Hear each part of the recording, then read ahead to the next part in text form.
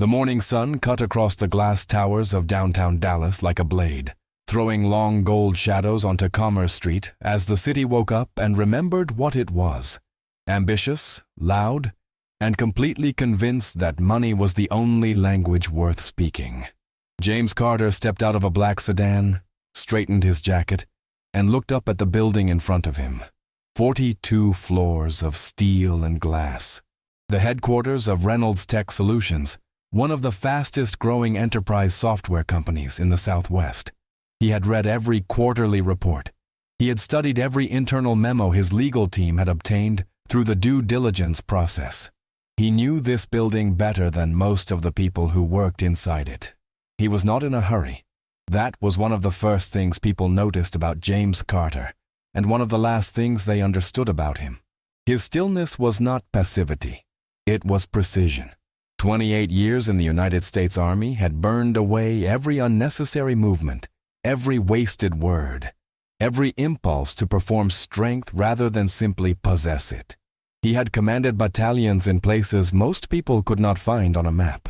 He had made decisions under pressure that civilian executives could not dream of facing. And when he finally left the military with the rank of colonel and more decorations than he cared to display, he took that same discipline and pointed it at the business world. The result was Carter Investment Group, a private equity and acquisitions firm headquartered in Atlanta, with a portfolio that spanned technology, logistics, healthcare infrastructure, and commercial real estate across 14 states. The firm managed just over $4 billion in assets. James had built it from nothing, starting with a small veterans business loan, a rented office in a strip mall in Marietta, Georgia, and a reputation for doing exactly what he said he would do, every single time. He was not flashy about any of it. His suit this morning was charcoal gray, well-made but not conspicuous. No cufflinks, no tie bar, no watch that announced itself before he did. He carried a leather portfolio that his late mother had given him when he retired from the Army, and it was worn at the corners in a way that told you it had seen real work. He wore his silver hair close cropped, his posture straight without effort, and his expression calm in the way that only comes from having genuinely nothing to prove to anyone in the room. He walked through the revolving door of Reynolds Tech Solutions at 8:47 in the morning. The lobby was impressive by any standard. Italian marble floors, a reception desk that looked like it had been designed by someone who charged more per hour than most people earned in a week. Abstract art on the walls that probably cost more than the annual salary of the security guard standing near the elevator bank. James noticed all of it the way he noticed everything, quietly, thoroughly, without reacting. He approached the reception desk and smiled at the young woman behind it. "Good morning," he said. "My name is James Carter. I have a 9 o'clock with your legal team and the board of directors." The receptionist, a woman in her late 20s with a headset around her neck and 3 monitors in front of her, typed something, looked at her screen, and nodded. "Of course, Mr. Carter. You're a bit early. Our conference team is still setting up the boardroom on the 38th floor. Would you mind waiting in the lobby? I'll let them know you've arrived." "Not at all," James said. "Take your time." He turned and found a seat near a row of low, modern chairs arranged against the far wall, next to a large window that looked out onto the street below. He sat down, set his portfolio on his knee, and watched the lobby move around him. People flowed in and out through the entrance. Employees with badge lanyards and coffee cups, a maintenance technician pushing a cart of supplies, 2 men in expensive suits arguing quietly about a product launch date, a woman in her 30s carrying a tablet and walking fast enough to suggest she was already running 15 minutes behind on a day that had only just started. James watched all of them with the same patient attention. He was, in his own quiet way, still doing exactly what he had been doing for the past 8 months, studying this company, reading its culture, understanding the invisible architecture of how it actually functioned, separate from what the financial reports claimed. What he saw this morning confirmed what he had begun to suspect long before the acquisition documents were drafted. The energy in this building was anxious, not the productive tension of a team working hard towards something they believed in, but the tight, suppressed anxiety of people who were afraid of making mistakes, afraid of being seen doing something wrong, afraid specifically of one person. He had been in enough command structures to recognize the difference between an organization that ran on inspiration and one that ran on fear. One built things, the other simply survived. He was still thinking about this when the temperature in the lobby changed. He felt it before he heard it. A subtle shift in how people were moving, a straightening of spines, a rerouting of foot traffic. Several employees near the elevator suddenly found reasons to look busy. The receptionist sat up slightly straighter. A security guard who had been relaxed against the far wall moved to a more formal posture without being told to. Then Victoria Reynolds walked in. She came through a side entrance near the elevator bank, flanked by 2 assistants and accompanied by 4 men who, judging by their suits and the way they carried themselves, were investors or board-level guests she was escorting through the building. She was 44 years old, tall, with dark hair pulled back sharply, and the kind of confident stride that either came from genuine authority or from years of practicing it until it looked genuine. She was dressed impeccably. She was speaking without pausing, gesturing slightly with one hand while the other held a phone. She glanced at every few seconds. James watched her move through the lobby and noted what he always noted in leaders. Not what they said, but how the room responded to them. Around Victoria Reynolds, the response was compliance. It was deference, but it was not warmth. He looked back down at his portfolio and waited. He did not see the moment Victoria's gaze swept across the lobby and landed on him. He did not see her eyes pause there, assess, and reach a conclusion in the space of about 2 seconds.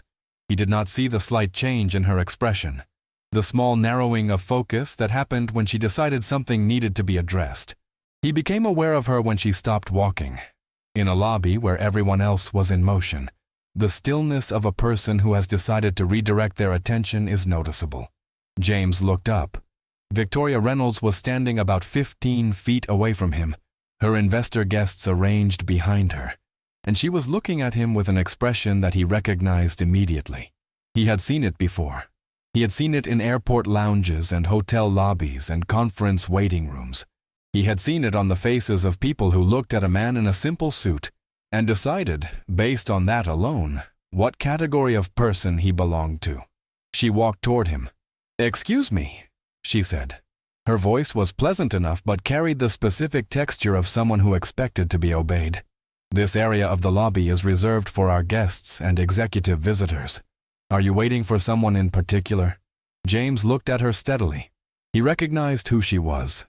He had seen her photograph in Forbes, in the Dallas Business Journal, in 3 separate investor presentations he had reviewed over the past 6 months. "Yes," he said. "I'm waiting for your legal team. I have a meeting at 9 o'clock. Victoria's expression did not change in the way that suggested she was updating her assessment. It changed in the way that suggested she was explaining something to someone who had not fully understood the situation. She glanced briefly at the way he was dressed. The quiet suit, the worn leather portfolio, the absence of anything that would announce a specific kind of status. And something in her decision solidified. "Sir?" she said, her voice slightly louder now, in the way that people get loud when they want the surrounding space to hear them. "This lobby hosts important business guests and our executive leadership. I'm going to need you to check in at the general visitor's desk on the 2nd floor. Security can help direct you." She half-turned toward the security guard near the elevator, a clear signal that the conversation was finished and the next steps were to be executed by someone else. James did not stand up. He did not raise his voice. He said, calmly and clearly, "I appreciate that, but I do have a scheduled meeting. My name is James Carter. If you check with your front desk, they should have me confirmed for a 9 o'clock with the board." Victoria turned back to him. The investor guests behind her had gone quiet. Several employees who had been moving through the lobby had slowed or stopped, pretending to look at their phones while listening to every word. "Sir," Victoria said, with the particular patience of someone who has decided they are being gracious by continuing this conversation at all, "I understand you believe you have an appointment. But I need you to understand that I run this company, and I can tell you that we don't have external visitors of this nature arriving at this entrance without proper coordination. Now, if you'll just let security help you." She paused, because at that moment, across the lobby, a door opened. Michael Brooks had been the chief financial officer of Reynolds Tech Solutions for 6 years. He was 49 years old, originally from Cleveland, and he had a precise mind for numbers and a genuine gift for reading a room. He was also, at this particular moment, 45 seconds away from experiencing one of the most uncomfortable mornings of his professional career. He had come down to the lobby early because the closing documents for the acquisition had arrived from Carter Investment Group's legal team at 7:30 that morning, and he wanted to personally confirm that everything was in order before the 9 o'clock meeting. He had also, if he was honest with himself, come down because he knew James Carter was due to arrive, and he wanted to make sure the man was properly received. Michael had been involved in the acquisition process for 4 months. He had been on 3 calls with Carter Investment Group's executive team. He had reviewed their financial structure, their acquisition history, their management philosophy. He had read the public interviews James Carter had given over the years. Careful, measured conversations about building organizations with integrity, about the values he had carried from his military service into the business world, about his belief that a company's culture was ultimately worth more than its quarterly numbers. Michael respected James Carter enormously. He was also slightly nervous about today, for reasons that had nothing to do with the financial terms of the deal, and everything to do with the woman currently standing in the middle of the lobby. He pushed through the door from the stairwell. He always took the stairs when he needed to think, and stopped. He saw Victoria first, because Victoria was impossible to miss in any room she entered. He saw the group of investors behind her. He saw the security guard moving toward the seating area near the window. And then he saw who was sitting in that chair. The recognition hit Michael with the immediate, cold specificity of a fact that cannot be undone. He moved. "Victoria," he said, crossing the lobby quickly, his voice doing its professional best to sound calm. "Victoria, I need a moment." She turned to look at him with the expression she used when she was being interrupted. "Not now, Michael. I'm in the middle of—" He stepped closer and lowered his voice. His eyes went briefly to James and then back to her, and the urgency in that glance was unmistakable to anyone who chose to read it. "Victoria, this is important. Please." She studied Michael for half a second. His face was doing something she rarely saw it do, something that, in another person, she might have called alarm. She said, "What is it?" Michael leaned slightly toward her ear. "The man you're speaking to," he said quietly. "That's James Carter." Victoria's expression did not change immediately. Then she said, also quietly, "What do you mean, that's James Carter?" Michael said, "I mean that is James Carter, founder of Carter Investment Group, the man who is purchasing this company this morning." The lobby was not silent. There were still phones ringing at the reception desk and conversations happening near the elevators and the ambient sound of a busy building running at full speed. But in the small radius of air around Victoria Reynolds and Michael Brooks, there was a particular quality of stillness that neither of them would forget. Victoria turned very slowly to look back at James Carter. He was still sitting in the chair. He had not moved. He had not taken out his phone to demonstrate patience, or stood up to demonstrate authority, or done anything at all to signal that the conversation had shifted in any meaningful way. He was simply there, in the same posture he had occupied since he sat down, watching her with eyes that were, she now understood with the specific terror of delayed recognition, entirely calm. Not the calm of someone who was confused about what was happening. The calm of someone who understood exactly what was happening and had decided to let it proceed. Victoria straightened. She took one breath. She walked back toward James Carter and the investors behind her, who had not heard Michael's words but had clearly read the shift in the room, fell into an uncertain silence. She said, "Mr. Carter, James stood up. He was taller than she had registered when she'd assessed him from across the lobby. Not imposing, simply present, in the way of a man who had spent decades occupying difficult spaces without needing to make them smaller for everyone else. "Good morning," he said. "I believe we have a meeting at 9 o'clock. The pleasantness in his voice was not sarcastic. It was not pointed. It was precisely, exactly the same pleasantness he had used when he first spoke to the woman at the reception desk. as though the last 4 minutes had not happened, as though he were offering her the gift of a clean beginning and leaving entirely up to her whether she chose to take it. Victoria opened her mouth. She closed it. Somewhere behind her, one of the investors cleared his throat softly. "Of course," Victoria said. "Absolutely. Please, let me—" "Michael, can you—" Michael was already there. "Right this way, Mr. Carter," he said, his voice carrying the particular warmth of a man who was genuinely relieved to have something helpful to do. "The boardroom is ready on 38. Can I get you anything? Coffee? Water?" "I'm fine, thank you," James said.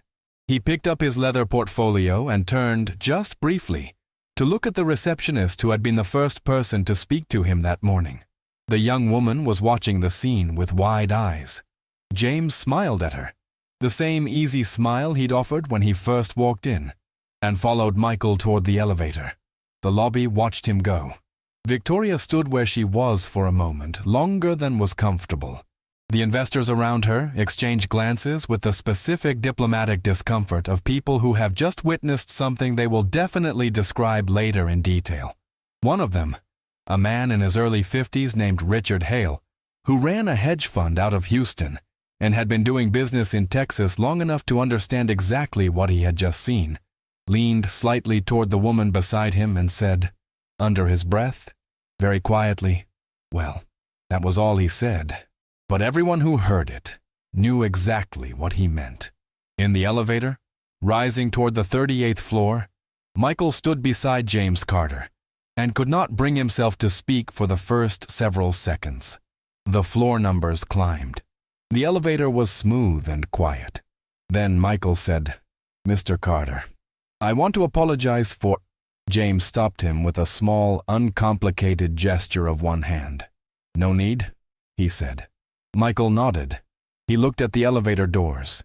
After a moment, James said, "Tell me something. Is this morning typical? For how she manages the lobby, the staff?" Michael thought about how to answer that. He was a careful man with language, particularly in situations where the language he chose might have significant consequences. He thought about Sarah Collins, the HR director, who had sent him 3 separate emails in the past year about the complaint process and whether certain incidents rose to the level of formal documentation.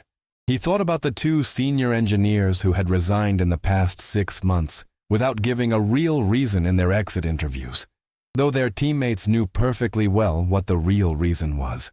He thought about the way the lobby had rearranged itself when Victoria walked in, and how different that rearrangement looked from the way a room moved around a leader people actually wanted to follow. He said carefully, "This morning was not unusual." James nodded once, looking at the elevator doors.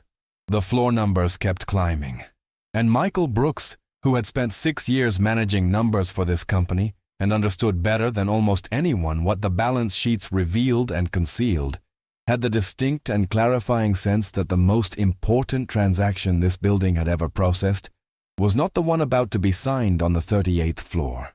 It was the one that had already concluded, quietly and completely, in the lobby downstairs, 4 minutes ago.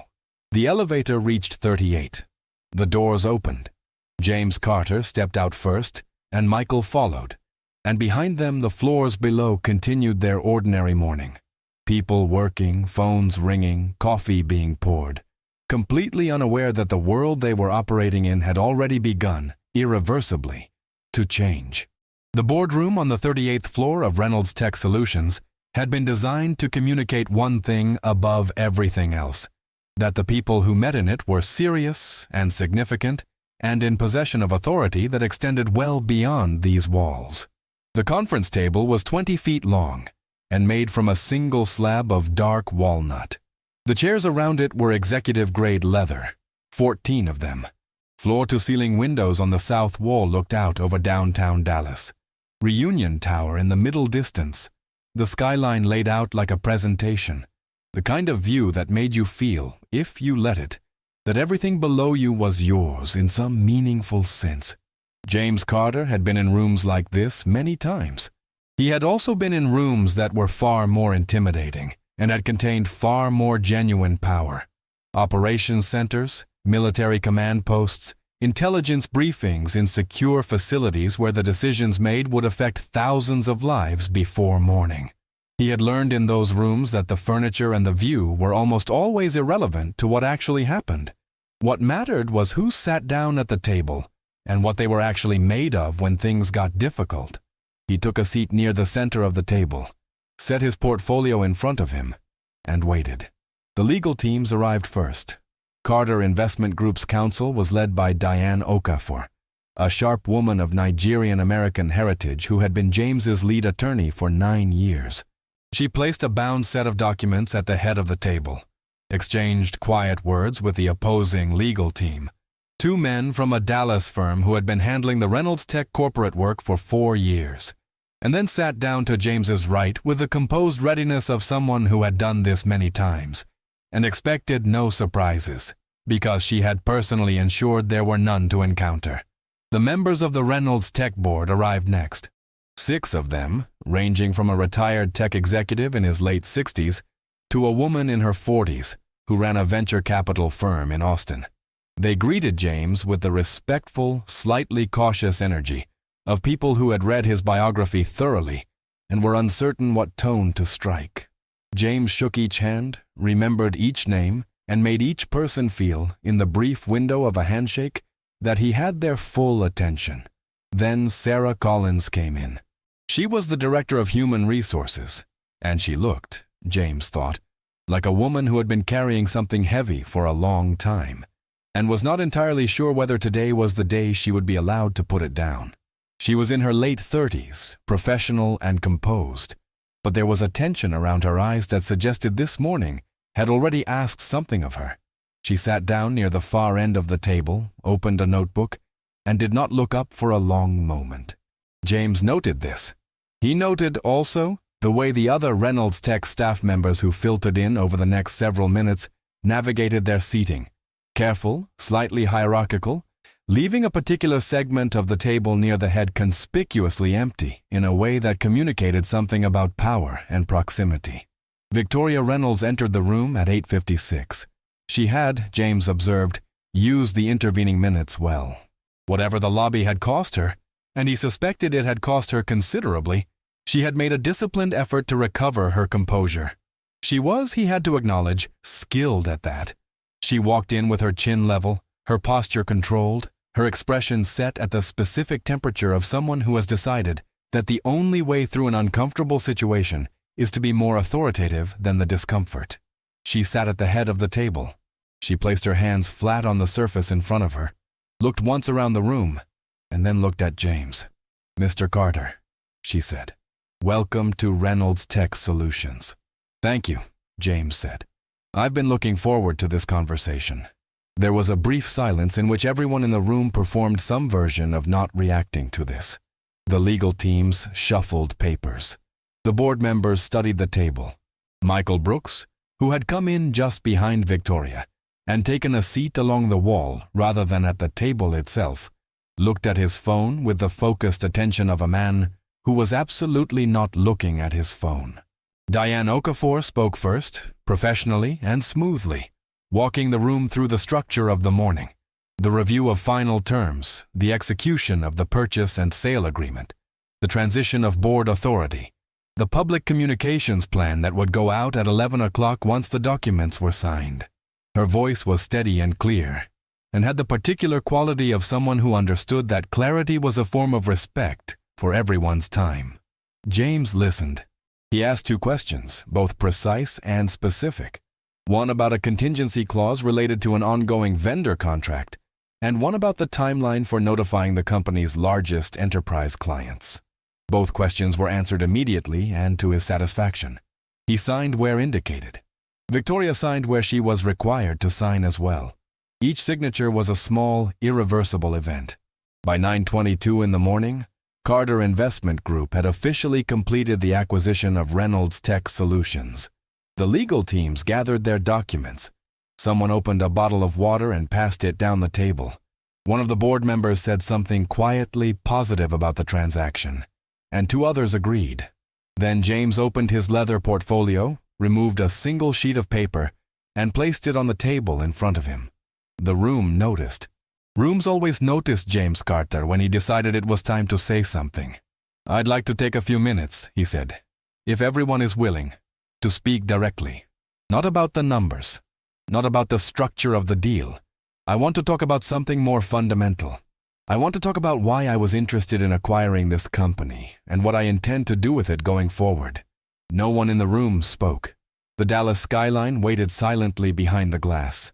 James looked at the sheet of paper in front of him, then set it aside. He had never actually needed it. He had known what he wanted to say for months. "I have been in the process of evaluating Reynolds Tech for 8 months," he said. "In that time, I reviewed your financial performance, which is genuinely strong. I reviewed your product portfolio, your client relationships, your market position. All of it demonstrated what I expected from the external data. A company with real capability and real potential." He paused. "I also spent that time evaluating your culture, how decisions get made, how people treat one another, what it actually feels like to work here, not according to what your HR materials say, but according to what the people inside these walls experience." He looked at Sarah Collins briefly. "I read exit interviews, including the ones where people said very little because they'd learned it wasn't safe to say more. I reviewed complaint records. I spoke confidentially with several former employees. The temperature in the room had changed in the way that temperature changes when everyone has stopped pretending they are comfortable. Victoria was still.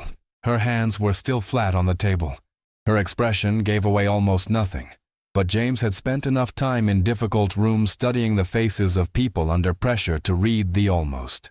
"What I found," James continued, his voice remaining even, measured, carrying no heat, "was a company where talent was present in abundance and confidence was in short supply, not because the people lacked ability, but because they had learned, over time, that their value was conditional, that their place here depended on performing a specific kind of deference to authority, that speaking up came with risk." He let that sit for a moment. "I have built my career, both in the military and in business, on a belief that the people who do the work are the most important asset any organization has. Not the executives, not the board, the people. And the standard I hold for leadership, the only standard I am willing to accept in any organization that bears my name, is simple. You treat people with respect. All people. Regardless of what they look like, regardless of their title, regardless of what you've decided about them in the first 10 seconds after they walk into a room." Victoria did not move. James looked at her directly. He did not look away. "This morning," he said, "I saw something in this lobby that told me everything I needed to know about the leadership culture of this company. It confirmed what the data had suggested, and it made certain decisions, which I had been considering carefully for several weeks, very simple." The room was completely still. Michael Brooks, against the wall, had put his phone face down on his knee and was looking at his hands. Sarah Collins had stopped writing in her notebook.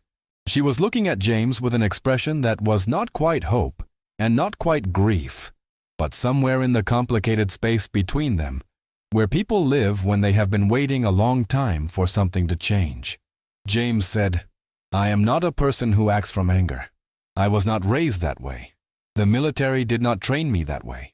And the business world has confirmed, over and over again, that decisions made from anger produce outcomes that are always worse than decisions made from clarity." He looked around the table. "So I want to be very clear. What I am about to say is not about anger. It is not about this morning specifically. It is about a pattern of leadership that is incompatible with the organization I intend to build here." He looked back at Victoria, and then he said the thing that everyone in the room had known, in some unspoken way, was coming. The thing that the morning had been building toward since the moment a man in a quiet gray suit sat down in a lobby chair and waited with a patience that, it turned out, had a very specific purpose. The silence that followed James Carter's last sentence lasted approximately 4 seconds. In those 4 seconds, Victoria Reynolds understood, with the particular clarity that only arrives when there is no longer any reasonable alternative interpretation, exactly what was happening. She understood it the way you understand certain things. Not with your mind first, but somewhere lower and more honest than your mind, in the place where the truth of a situation lands before your defenses can organize themselves to resist it. James said, "As of today, with the completion of this acquisition and the transfer of board authority to Carter Investment Group, I will be assuming the role of chairman of the board, effective immediately." He paused.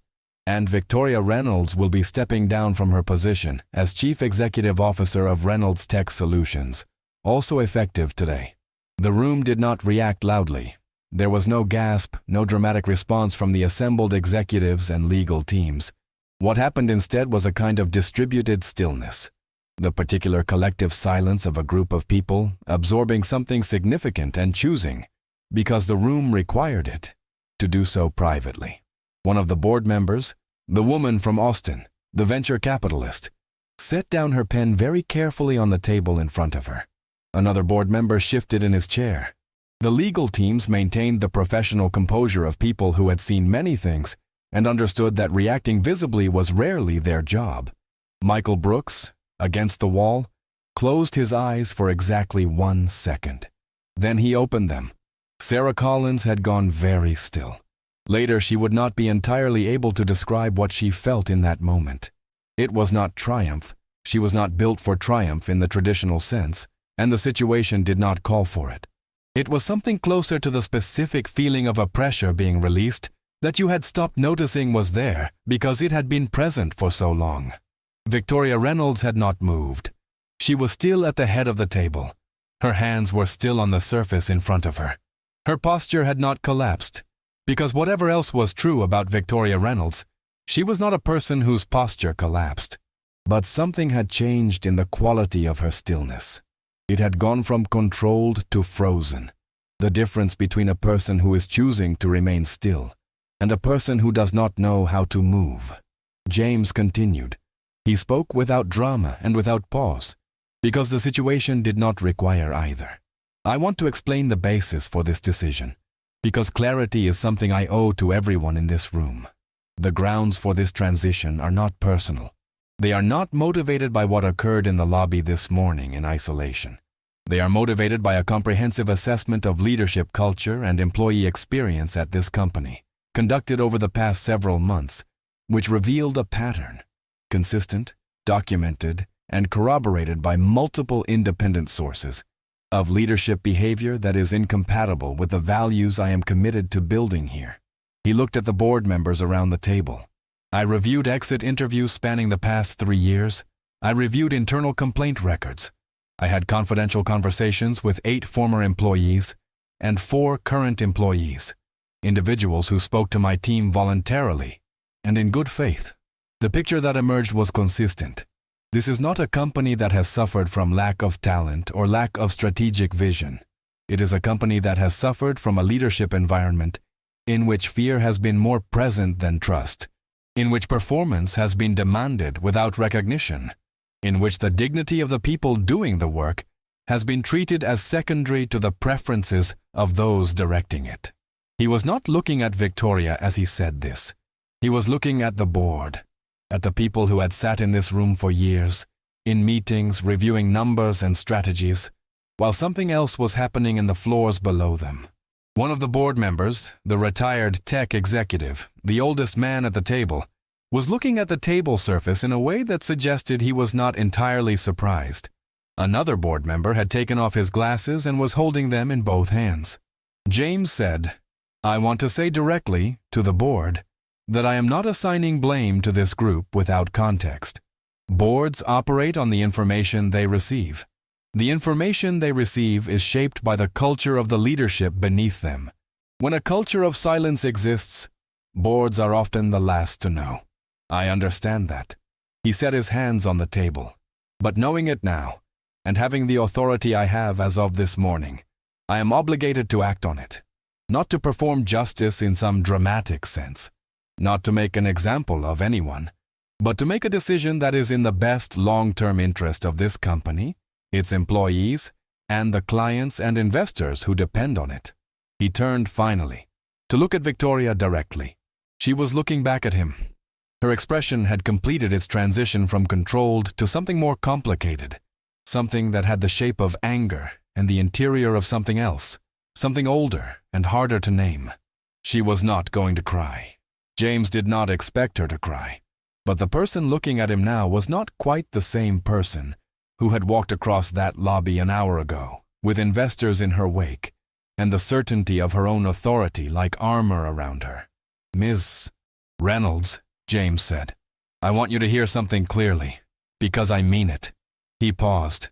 "You built something real here. The financial performance of this company under your leadership is genuinely strong.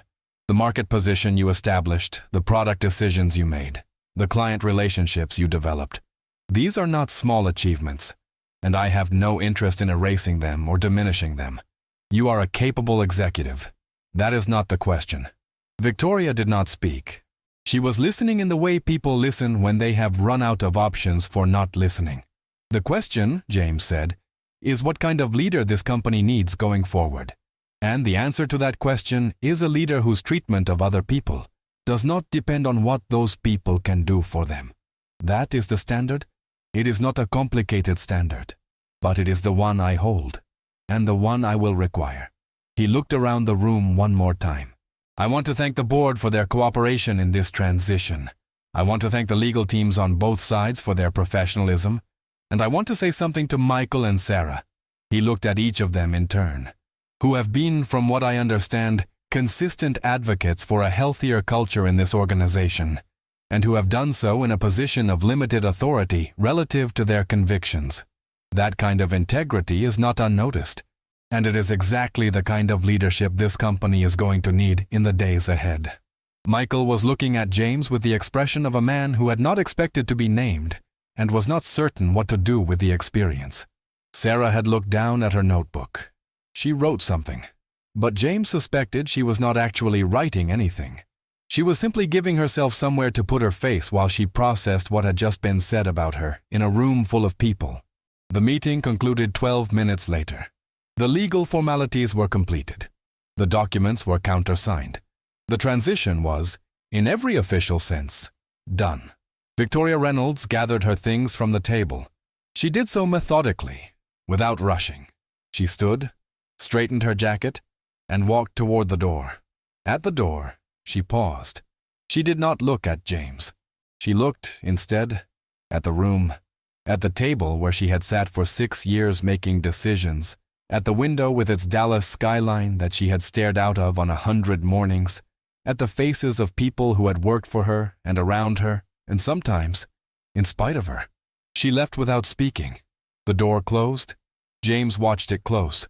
He sat for a moment in the quiet of the room, and then he looked out at the skyline, at Dallas in the morning, gold and enormous and indifferent in the way of all great cities to the specific dramas of the people living inside them. He thought about what he had not said in the room, which was the thing he had thought about many times in the 8 months since he first began looking seriously at this company. He had not said it because it was not the business of the room, but he thought it now, in the quiet before the next thing began. He thought about how many James Carters there were in the world, how many people who walked into lobbies and were assessed in 2 seconds and found to be in the wrong place, based on the wrong criteria, by people who were absolutely certain they were right.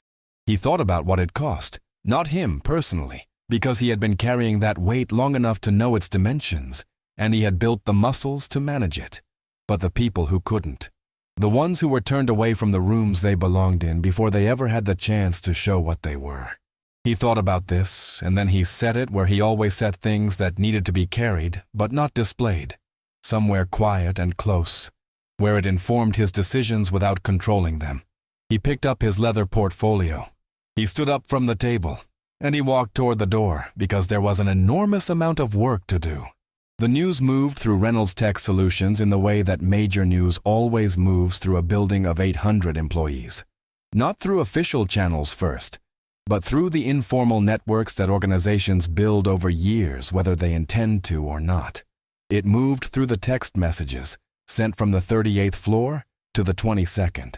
It moved through the quick, significant look between 2 senior engineers in the hallway outside the testing lab. It moved through the lunch table conversation that stopped abruptly When someone arrived with new information and then started again, faster and quieter. By 10:15 in the morning, most of the building knew something significant had happened. By 10:40, most of the building knew specifically what it was. Victoria Reynolds had been removed as CEO. The man who had been in the lobby. He was the buyer. He was the new chairman. These three facts circulated through the building in a sequence that produced, in the people receiving them, a very specific kind of reaction. The reaction of people who have been living inside a situation for a long time and suddenly understand that the situation is no longer what they thought it was. Something between disbelief and a careful, tentative relief that doesn't quite commit to itself yet. Because people who have learned to be careful don't stop being careful just because one thing changes. On the 14th floor, in the open workspace where the product design team sat, a woman named Priya Nair, a senior UX designer who had been with the company for 4 years and had seriously considered quitting 6 months ago after a particularly difficult performance review that had left her feeling less like a professional and more like a problem to be managed, heard the news from a colleague who had heard it from someone on 32. She sat with it for a moment. Then she opened a new document on her computer and looked at it without typing anything for about a minute. She was not sure yet what she wanted to do with the feeling, but the document stayed open for the rest of the morning, as though she was keeping the option available.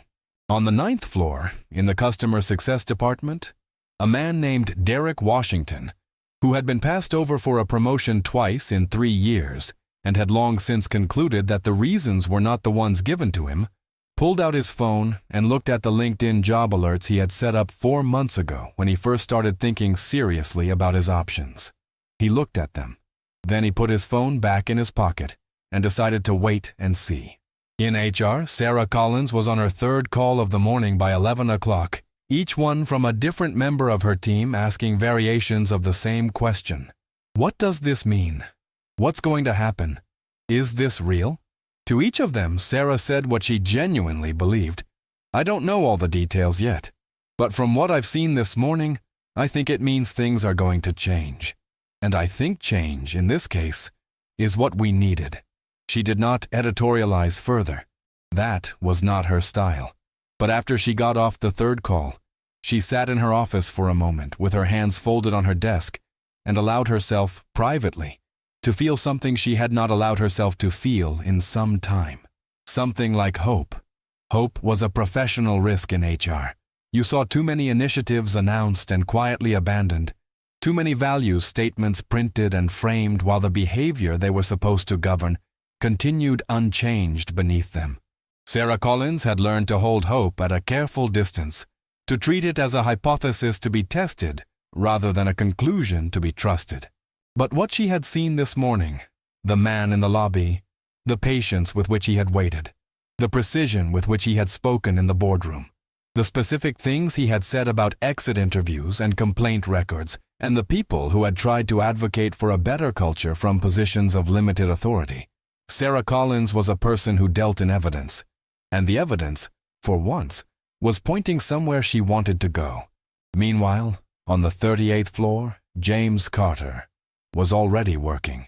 He had moved from the boardroom to a smaller conference room down the hall, a room with no walnut table and no cityscape view, just a whiteboard and 4 chairs and a window that looked at the building next door. He preferred it immediately. He had set up his laptop, called Diane Okafor in to review the transition timeline, and was on his 2nd working call of the morning before 11 o'clock. He spoke to the head of Kata Investment Group's operations team about the integration plan they had developed over the past 3 months, a plan that prioritized communication and stability above all else, specifically because James had learned from previous acquisitions that the greatest risk in the weeks following a transaction was not financial, but cultural. The fear that settles into organizations when ownership changes. The paralysis that comes from not knowing what the new rules are. The talent that walks out the door because no one told them, clearly and specifically, that they were wanted. We go to the employees first, James told his operations director. Before the press release, before the investor call, before anything else. By noon today, I want an all-hands email going out from me personally. Not from communications, from me. with my direct contact information at the bottom. There was a brief pause on the other end of the call. His operations director, who had been with Carter Investment Group for 7 years, said, "You want to put your personal email in an all-hands to 800 people?" "I do," James said. "You're going to get a lot of email." "I know," James said. "That's the point." After the call, he asked Michael Brooks to come in. Michael arrived with a legal pad and what appeared to be the studied composure of a man who had spent the past 2 hours deciding how to conduct himself in a situation with no clear precedent in his professional experience. He sat down across from James, set the legal pad on the table, and said, carefully, "What can I do for you, sir?" James said, "Tell me about your finance team. Not the numbers. I've seen the numbers. Tell me about the people. Who's good? Who's struggling? Who's been here long enough to know where the real problems are and hasn't been given the opportunity to address them?" Michael looked at him for a moment. This was not the conversation he had expected to be having. He picked up his pen. He started talking. For the next 50 minutes, Michael Brooks told James Carter things about Reynolds Tech Solutions that had never been said in a boardroom. He talked about a senior financial analyst named Marcus Rivera, who had flagged a vendor pricing anomaly 2 years ago that would have saved the company $400,000 annually, whose recommendation had been rejected in a meeting where Victoria was present and had subsequently stopped raising concerns of any kind. He talked about the budgeting process and how it had become, over the years, less about financial planning and more about managing Victoria's expectations in a way that kept the quarterly presentation smooth. He talked about the things he had seen and the things he had done and the places where he was not proud of the distance between the two. James listened to all of it. He did not interrupt. He did not judge. He asked 2 questions, both of which were about people rather than numbers. When Michael finished, he sat back and looked at his legal pad, and then at James, and said with the honesty of a man who has decided that the time for carefully managed information is over, "I should have done more. I knew some of this was wrong. I told myself I was managing up, trying to work within the system. But the truth is I was protecting my position. And that's on me." James said, "The fact that you're saying it is useful. The fact that you're saying it to me, in this room, on this day, tells me something about what you're capable of going forward." He paused. "I'm not interested in assigning blame for the past. I am very interested in what the people who understand this company can do with it from here. Are you in?" Michael did not hesitate. "Yes," he said. "Absolutely." "Good," James said. "Then let's talk about what the next 90 days actually need to look like." He turned to the whiteboard, and they began. The press release went out at 11 o'clock exactly, as planned.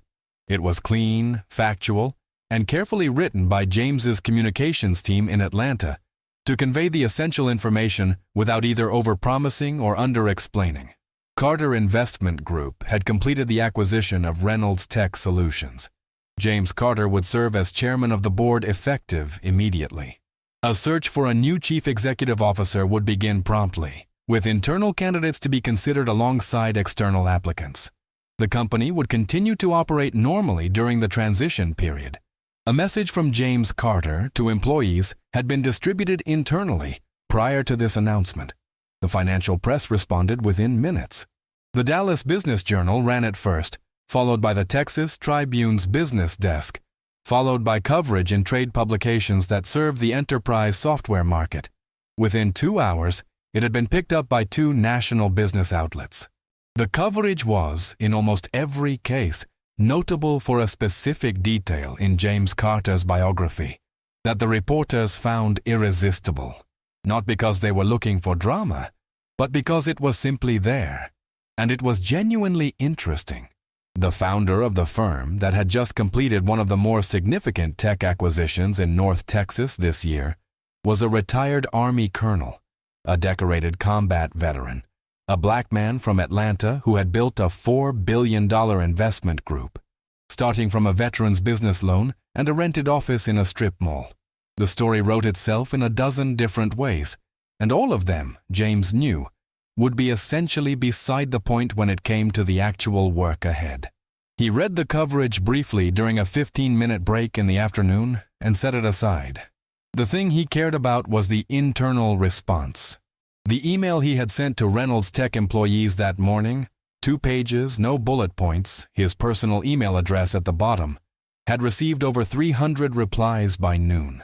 His assistant in Atlanta, who was monitoring the inbox and flagging items for his review, sent him a summary by 1 o'clock. The replies ranged from brief and professional, "Thank you, looking forward to the transition," to long and specific and, in several cases, unexpectedly vulnerable.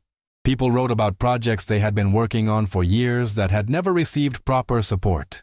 They wrote about ideas they had stopped proposing because the response had taught them not to. They wrote about what it felt like to come to work in a building where your contribution was visible, but your value was not. Several people wrote about the lobby. The story had apparently circulated with speed and detail. 3 separate employees mentioned it, not gloatingly, not dramatically, but with the specificity of people who recognized in it something they had experienced in smaller and less public ways over the years. One person, who did not give their name, wrote only, "What happened this morning is what it's been like to work here. I'm glad someone finally saw it." James read every word. He also, that afternoon, walked the building. This was not something that appeared on his agenda or that anyone in his Dallas team had arranged. He simply told Michael Brooks, who was his primary contact for the day, that he wanted to spend an hour in the building and that he did not need an escort and that no one needed to be informed he was coming. Michael looked at him for a moment and then said, "Of course. Do you know your way around?" "No," James said. "That's the point." He took the stairs down from 38 and walked the building from the bottom up. The 14th floor, the 9th floor, the 6th floor, where the customer support team worked in a large open area full of headsets and monitored call queues.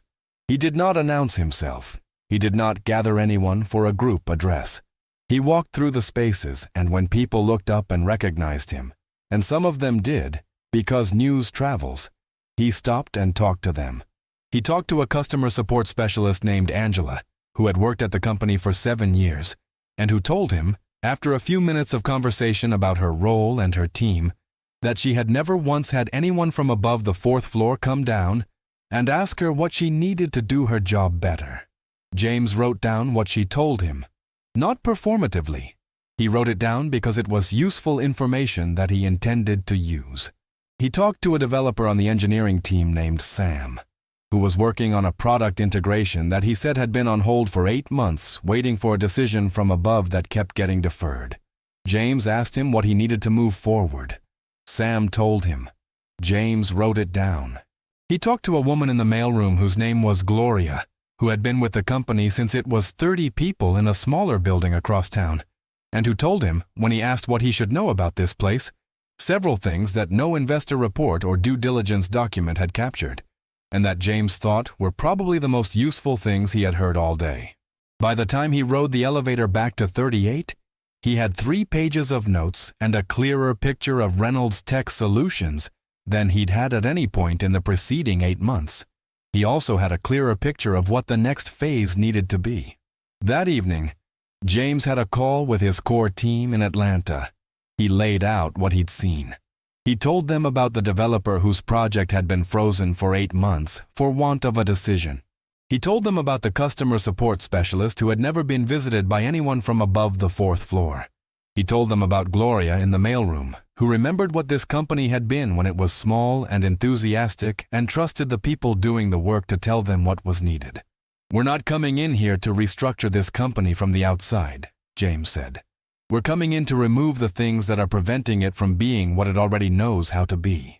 There's talent here. There's institutional knowledge here. There are people who have been waiting for years for someone to let them do what they're capable of doing." He paused. "That's what we're going to give them." His team asked the questions they always asked, about timelines, about financial targets, about the integration plan structure. James answered all of them. But at the end of the call, before he signed off, he said something that wasn't in any of the planning documents. He said, "The thing I keep coming back to today is something that happens in organizations when leadership treats people like they're not worth seeing. After a while, those people stop seeing themselves. They stop believing that what they know and what they can do has real value. and they adjust themselves, smaller, quieter, less, to fit into a space that wasn't built for them. He paused. Part of what we're doing here is just making the space bigger, and then getting out of the way. He ended the call. Outside the window of the small conference room on the 38th floor, Dallas was deepening into evening.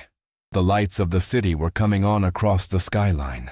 The towers and the freeways and the sprawl of it in every direction, enormous and continuous and entirely indifferent to the individual dramas occurring within it.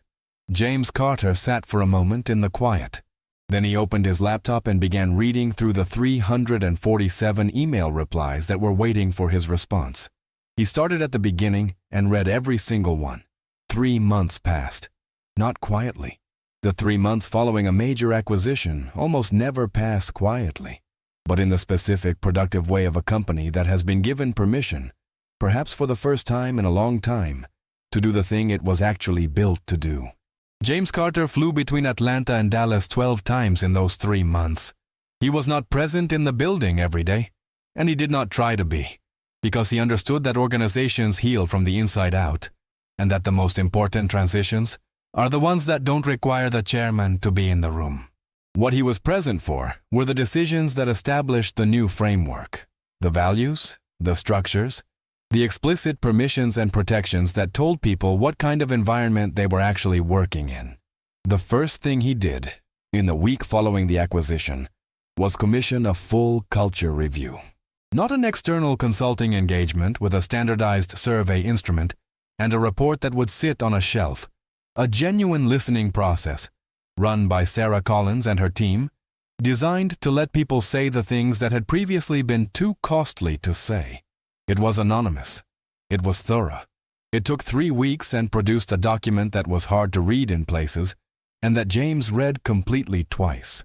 The document confirmed what he had suspected and clarified things he had not known. It identified specific systemic patterns, promotion practices that showed measurable disparities across demographic groups, a feedback process that had become disconnected from actual performance evaluation and was functioning primarily as a tool for managing compliance, a complaint intake system that people widely understood to be ineffective because the outcomes were not tracked or disclosed. None of it was surprising, exactly, but seeing it documented, organized, evidenced, specific, made it real in a different way than suspicion.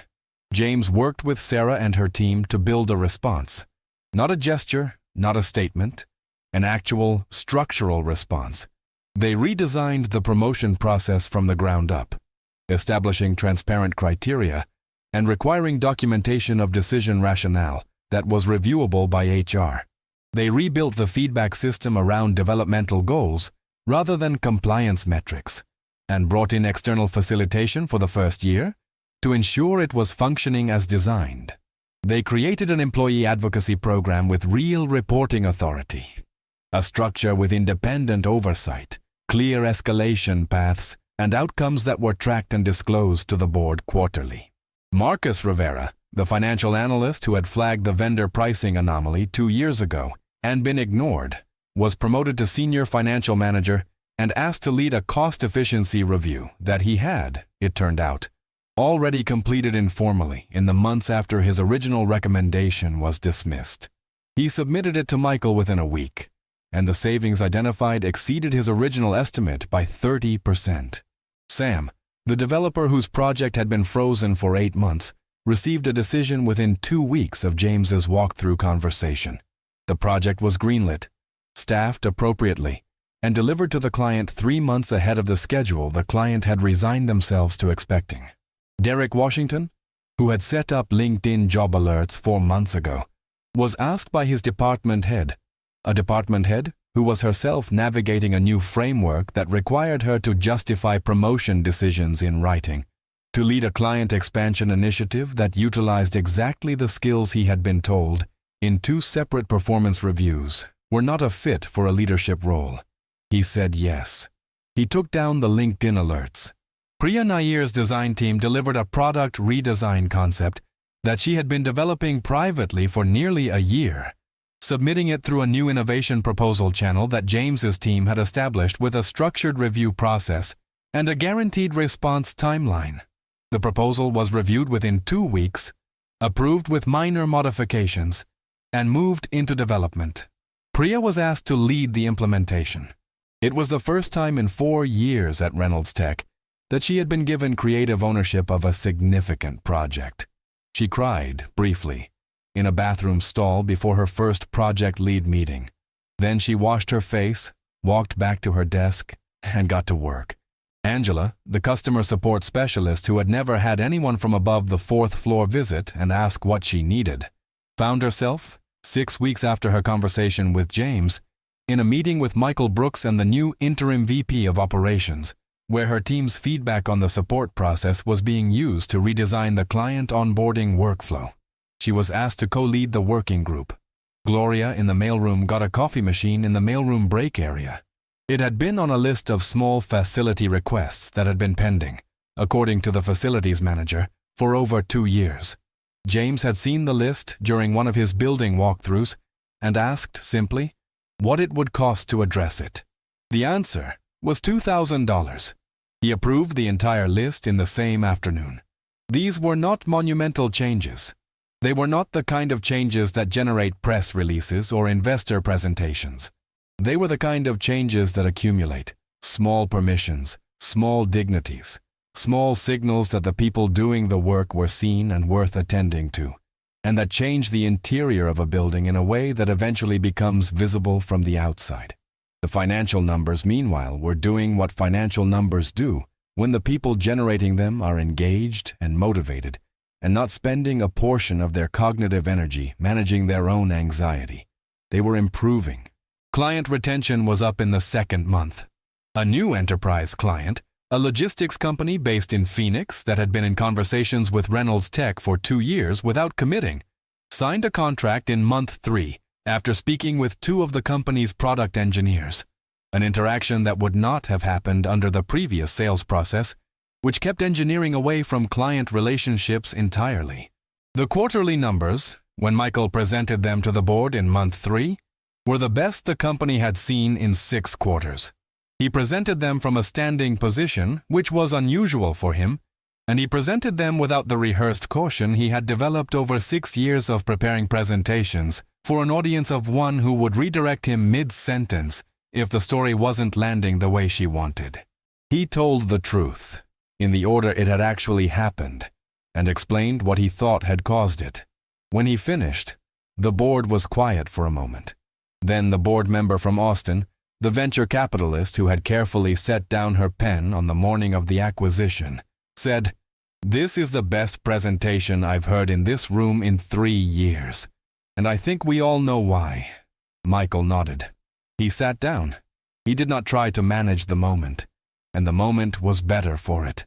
James, who had been listening from the corner chair he always chose when he wasn't running the meeting, said simply, "Good work," to everyone. And then he moved to the next item on the agenda, because there was more to do, and the company had waited long enough. 6 months after the acquisition, on a Wednesday morning in early spring, Dallas was doing the thing it does in spring, running warm and clear and slightly ahead of itself, the sky an uncomplicated blue, the kind of morning that feels like an argument in favor of optimism. James Carter arrived at the Reynolds Tech building at 7:45. He took the elevator to the 3rd floor first, which housed the company's main employee common area, a large open space with tables and a coffee station and a wall of windows looking east toward the sunrise. He got a cup of coffee from the station, not brought to him, not waiting for him, but poured from the same carafe that the woman behind him in line was using. And he sat at a table near the window and read through the morning's items on his phone for about 20 minutes before the building started to fill up. People came in and some of them recognized him and nodded or said good morning, and he said, "Good morning back," and the exchanges were brief and easy and not loaded in the way that exchanges between employees and leadership can become loaded when there is a significant power differential and a culture of anxiety around managing it. At 8:30, he went up to 38 for the day's first meeting. The meeting was with the finalists for the Chief Executive Officer search. a process that Sarah Collins had helped design, and that James had insisted include a structured assessment of each candidate's leadership philosophy and cultural approach, weighted equally alongside their operational experience and financial track record. 3 finalists, 2 external candidates and 1 internal. Michael Brooks. James had found this development interesting. Michael had not initially put his name forward for the CEO position. He had, in fact, explicitly told James in their first working meeting that he was not a CEO, that his skills were financial and operational rather than visionary, that he didn't have the kind of public presence the role typically required. James had listened to this assessment and then said, "You managed 800 people's financial reality in a culture that made honest reporting nearly impossible, and you found a way to flag the things that needed flagging without catastrophic risk to yourself. That's not just operational skill. That's leadership under pressure. I think you should let the process tell you what you are." Michael had put his name in the following week. The search committee's evaluation, which James had structured to be conducted without his direct involvement until the finalist stage, specifically to avoid his own preferences distorting the assessment, had ranked Michael second of the 3. The top-ranked candidate was a woman named Christine Park, a 41-year-old Korean-American executive who had spent the past 8 years running operations for a mid-market tech company in Seattle, with a measurable record of culture transformation and a reputation among her former employees that the reference checks had confirmed in compelling detail. James had read everything. He had also, quietly, spoken to 2 people who had worked for Christine Park. Not the references she had provided. People he had found through his own network. People who had no particular stake in the outcome. What they told him about the way she ran meetings, the way she handled difficult conversations, the way she treated the people who reported to her regardless of their level or title, was the same thing the reference checks had said. Some information is worth verifying twice. The finalist meeting lasted 2 hours. Both external candidates presented thoughtfully and with evident capability. Michael presented with a specificity about Reynolds Tech, its people, its challenges, its specific potential, that no external candidate could have matched, and with an honesty about his own limitations that James thought was one of the most sophisticated things you could demonstrate in a room where you were being assessed. After the meeting, James met with the search committee. The conversation was direct and did not take long. Christine Park was offered the position of Chief Executive Officer of Reynolds Tech Solutions that afternoon. She accepted 2 days later. Her first act as CEO, on her first day in the building 3 weeks after that, was to walk every floor of the building with no agenda and no announcements. She started on the ground floor. She introduced herself to Gloria in the mailroom by name, and Gloria told her later that week, in a conversation neither of them had planned, that she had worked for 4 different people in this building over 20 years, and that this was the first time she could remember that a new CEO had come to find her. Christine said, "I find the people who have been here the longest first. They know the most." Gloria laughed. She said, "You're going to do just fine here." Victoria Reynolds, in those 6 months, had moved through the experience of her removal in the way that difficult people move through difficult experiences. Not cleanly, not quickly, and not without a significant amount of time spent constructing narratives that redistributed responsibility away from herself. There had been a period of anger, which was understandable. There had been a period of strategic legal consultation that produced nothing actionable, because the transition had been entirely within James's authority as the acquiring party. There had been conversations with people in her network that were, in some cases, revealing about the limits of those networks. And then, gradually, something else had begun. She had accepted an invitation, in the 4th month after her departure, to speak at a leadership development forum in Austin. Not a major event, a smaller gathering of mid-career executives organized by a nonprofit that focused on professional development in underserved communities. She had almost declined. She still wasn't entirely sure why she hadn't. She stood at the front of a conference room at a hotel in downtown Austin and looked out at 60 people who were there because they were working on becoming better at something, and she thought about what she was going to say and what she said was not what she had planned. She talked about what had happened in the lobby of her company on a Tuesday morning in Dallas. She did not obscure it or manage it or find a way to position it as primarily a story about something other than what it was. She told it as directly as she was capable of telling anything, which was not perfectly, but was honestly. She said, "I looked at a man, and I saw what I decided he was based on what he looked like and how he was dressed. And I acted on that assessment in a way that was publicly humiliating to another person. And I was wrong. Not wrong in the sense that it cost me something, though it did. Wrong in the sense that it was wrong." The room was quiet. She said, "I built a successful company. I made real decisions that produced real results. I am not telling you that none of that happened. I'm telling you that you can build something real and still be building it on a foundation that has a crack in it. And eventually, not always dramatically, not always in a lobby in front of investors, but eventually, that crack runs through everything." She paused. "I am not a reformed person," she said. "I don't think that's how it works. But I am a person who saw something clearly, for once, without any way to make it into something other than what it was. And I am trying to decide what to do with that." She got a lot of questions after, more than she expected, some of them difficult. She answered all of them. In Dallas, that same week, James Carter was in a meeting on the 38th floor with Christine Park and Michael Brooks and Sarah Collins, the four of them working through the structure of a leadership development initiative that James had been designing since the day he walked through this building and saw what it was capable of being. The initiative was called simply the Foundation Program. It was designed to identify high-potential employees at every level of the company, not just the ones who were already visible to management, but specifically the ones who were not visible, who had been overlooked or underestimated, or who had stopped raising their hand because the response had taught them not to. It provided them with structured mentorship, project leadership opportunities, and a direct line to senior decision-making.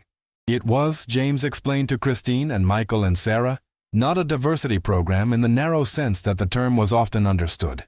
It was a talent program, a recognition that the people who are hardest to see are often the most valuable, because the systems that fail to see them are failing, and what those people have learned to carry as a result: persistence, adaptability, the ability to function without external validation, the discipline of performing well in an environment that is not built for your success.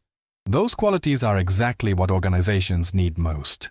Christine Park listened to this with the expression of a person who has spent years trying to explain something and is hearing it articulated clearly by someone else for the first time. She said, "When do we start?" James said, "We already have." He was right. The structure had been built over the previous 6 months, quietly and without announcement, in the specific changes that had given Marcus Rivera a promotion and Sam a decision on his project, and Priya Nair creative ownership of her work, and Derek Washington a chance to lead. The Foundation Program was the formalization of something that had already begun as practice. The meeting ended mid-morning. Christine and Michael moved into their next calendar item. Sarah gathered her notes and started drafting the formal documentation. James was on a noon flight back to Atlanta. He took the stairs down from 38, he always took the stairs when he was thinking, and walked through the lobby of Reynolds Tech Solutions for what felt like the 50th time in 6 months, but was actually only the 14th. The lobby looked the same, structurally. Same marble floors, same reception desk, same abstract art on the walls that still cost more than it needed to. But the temperature was different. Not literally. The climate control was still set at the same 68 degrees it had been set at on the Tuesday morning 6 months ago, when James Carter walked in from Commerce Street and sat in a chair near the window and watched a company reveal itself to him in the space of 45 minutes. The temperature was different in the way that organizations have temperatures that have nothing to do with thermostats. In the speed at which the woman behind the reception desk made eye contact with people coming through the door. In the quality of the conversations happening at the coffee station in the employee common area, audible from the lobby through the glass partition. In the posture of the security guard near the elevator. Still professional, still attentive, but at ease in a way that a person is at ease when the environment around them is not built on anxiety. James noticed all of it. He always noticed. He stopped briefly at the reception desk. The woman there was the same one who had been working the morning of the acquisition, the one who had confirmed his appointment and directed him to the waiting area, and then watched the subsequent events with the wide eyes of someone who had not expected her Tuesday to contain that much information. Her name, he had learned in the month since, was Kylie. She had been with the company for 2 years. She was studying for her project management certification in the evenings. "Good morning, Kylie," he said. "Good morning, Mr. Carter," she said. "Flight to Atlanta." "Noon," he said. "Everything good here this morning?" She considered the question, which he appreciated, because she had learned that he meant it as a real question and not as a greeting. "Really good," she said. "Miss Park came through about an hour ago. She stopped and talked to a few people. It was nice." James nodded. "Good." He picked up his portfolio. "Take care." "You too," she said. "Safe flight." He walked through the revolving door and out onto Commerce Street. Dallas was warm and bright, and moving fast in all directions, the way it always was. The traffic and the construction and the people going somewhere with the particular urgency of a city that has always believed it is on the verge of becoming exactly what it was always going to be. James Carter stood on the sidewalk for a moment and looked up at the building. 42 floors. The morning sun on the glass. The ordinary working day continuing behind every window, floor by floor, in all the specific and unspectacular ways that the work of building something actually happens. One decision, one conversation, one small dignified exchange at a time. He thought, as he had thought many times in the past 6 months, about what the real lesson of a Tuesday morning in a lobby actually was. It was not about him. It had never been about him. He had been on the receiving end of 1,000 versions of that lobby, in other buildings, in other cities, on other mornings, and the fact that this particular version had produced a specific outcome was interesting, but it was not the story. The story was the 100 people who walked through lobbies every day and received the same assessment and did not have the leverage to make it matter, and who still showed up the next morning and the morning after that, and built things and knew things and carried more than they were credited for. The story was Marcus Rivera flagging a vendor anomaly and being ignored. The story was Priya Nair with a year's worth of design work sitting in a private folder on her computer. The story was Derek Washington with job alerts he had given up on canceling. The story was Angela, who had worked 7 years in that building without a single person from the floors above coming to ask what she needed. Those were the stories. The lobby was just the door. He called his driver. He got in the car. He opened his leather portfolio, the one with the worn corners, the one his mother had given him, and he wrote 3 things down that he wanted to remember from this morning's meeting. Then he looked out the window as Dallas moved past him, enormous and ordinary and full of people doing the daily work of becoming what they were capable of being. The car merged onto the freeway. James Carter set his portfolio on his knee, closed his eyes for exactly 1 minute, and then opened them. There was more to do. There was always more to do. And he had never, not once in 56 years, mistaken that for a problem.